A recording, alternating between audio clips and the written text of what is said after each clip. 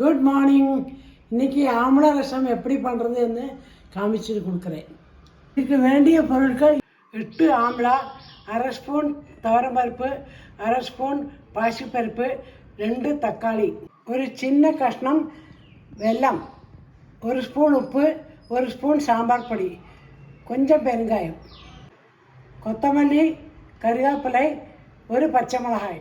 தக்காளியும் நெல்லிக்காயும் நல்லா வாஷ் பண்ணுங்க. இப்போ நெல்லிக்காய் நறுக்கி கொட்டை எடுங்கோ. நெல்லிக்காயை இந்த மாதிரி நறுக்கி வச்சுக்கணும்.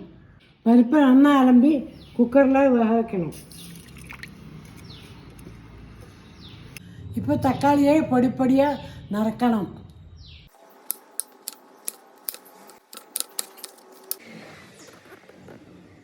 ஈயச்சம்பில் 1 கிளாஸ் தண்ணி விட்டுங்கோ. இப்போ இதில் நெல்லிக்காய், தக்காளி, கருவேப்பிலை, பச்சை மிளகாய், உப்பு, வெல்லம், சாம்பார் பொடி, பெருங்காயம் போட்டு கொதிக்க வைங்கோ. கொத்தமல்லியே படிப்படியாக நல்லா நறுக்கி வச்சுங்கோ. கொதிக்கிறோன்னே ஈயச்சம்பை பற்றி கொஞ்சம் இம்பார்ட்டன்ட் பாயிண்ட் சொல்கிறேன். ஈயச்சம்பில் பண்ணுறத ரசம் வாசனையாக ரொம்ப நல்லா இருக்கும். ஈயச்சம்பை எப்போதுமே ஒரு அடுப்பில் வைக்கக்கூடாது, தண்ணியோடு தான் வைக்கணும்.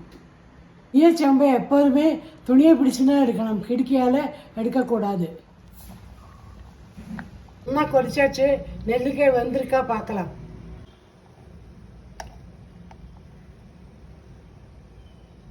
இன்னும் வந்தாச்சு. வேக வச்ச பருப்பு தண்ணியை விட்டுருங்கோ. கடாயில் கொஞ்சம் நெய் விட்டுருங்கோ. இதில் கடுகு தாளித்து கொட்டிங்கோ.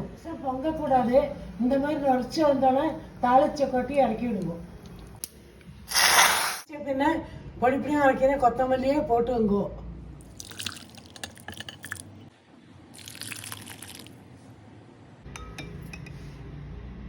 டேஸ்டியான ஹெல்த்தியான ஆம்லா ரசம் ரெடி.